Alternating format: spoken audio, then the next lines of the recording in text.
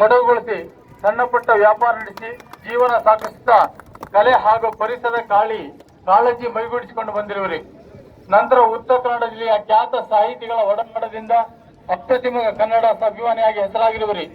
ಜಿಲ್ಲೆಯಲ್ಲಿ Kannada ಬೆಳಲಿಕ್ಕೆ doctor R.V. ಭಂಡಾರಿಯವರ ಬಂಡಾಯ ಪ್ರಕಾಶನ ಪ್ರಾರಂಭವಾದ ನಂತರ ಪುಸ್ತಕ ಮಾರಾಟದ ಮಾಡಿ ಕನ್ನಡದ ಕಮಲನ್ನ ಎಂದು ಪರಿಚಿತರಾಗಿದ್ದೀರಿ, ಹೆಸರುವಾಸಿಯಾಗಿದ್ದೀರಿ. ನಿಮ್ಮ ನಾಡು ನುಡಿ ಸಮಾಜ ಸೇವೆ ಪುಸ್ತಕ ಪ್ರೇಮದ ಕಾಳಜಿಯನ್ನು ಗುರುತಿಸಿ 70ನೇ ಕನ್ನಡ ರಾಜ್ಯೋತ್ಸವದ ಕಾರ್ಯಕ್ರಮದ ವೇದಿಕೆಯಲ್ಲಿ ಗಣ್ಯರ ಸಮ್ಮುಖದಲ್ಲಿ ತಮ್ಮನ್ನು ಸನ್ಮಾನಿಸಿದೆ.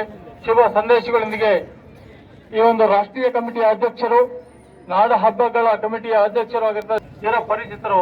ಒಂದು ಕಾಲದಲ್ಲಿ ಬ್ಲಾಕ್ ಅಂಡ್ ವೈಟ್ ಫೋಟೋವನ್ನ ಬೆಟಗೇರಿ ಸ್ಟುಡಿಯೋದಲ್ಲಿ ತೆಗೆಸೋದು ನಮ್ಗೆಲ್ಲ ತುಂಬಾ ಖುಷಿ ಆಗುತ್ತಿತ್ತು.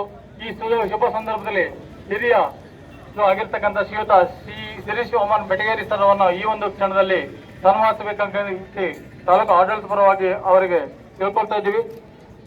ತಾವು ಉತ್ತರ ಕನ್ನಡ ಜಿಲ್ಲೆ ಸಿದ್ದಾಪುರದ ಶ್ರೀ ವಾಮನ್ ಬೆಟಗೇರಿ ಹಾಗೂ ಶ್ರೀ ನಾಗವೇಣಿ ಬೆಟಗೇರಿ ಅವರ ಎರಡನೇ ಮಗನಾಗಿ 1955ರಲ್ಲಿ ಜನಿಸಿ BA ಪದವಿಯವರೆಗೆ ವಿದ್ಯಾಭ್ಯಾಸ ಮಾಡಿರುವಿರಿ.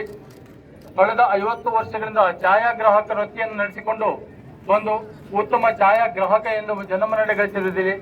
ಅಲ್ಲದೆ ಅನೇಕ ಪ್ರಶಸ್ತಿ ಪುರಸ್ಕಾರಗಳಿಗೆ ಭಾಜನರಾಗಿರುವುದು ವಿಶೇಷ.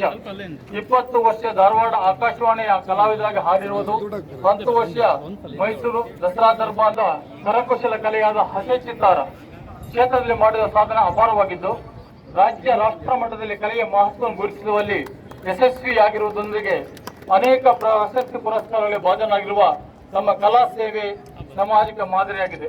ತಾವು ನಾಡು ನುಡಿ ಸಮಾಜ ಸೇವೆ ಕರಕುಶಲ ಕಲೆಗಳಲ್ಲಿ ಮಾಡಿರುವ ಸಾಧನೆಯನ್ನು ಗುರುತಿಸಿ 70ನೇ ಕನ್ನಡ ರಾಜ್ಯೋತ್ಸವದ ಕಾರ್ಯಕ್ರಮದ ವೇದಿಕೆಯ ಮೇಲೆ ಗಣ್ಯರ ಸಮ್ಮುಖದಲ್ಲಿ ತಮ್ಮನ್ನು ಸನ್ಮಾನಿಸಿದಿವೆ. ಶುಭಾಶಯಗಳೊಂದಿಗೆ ನಾಡ ಸ್ವಲ್ಪ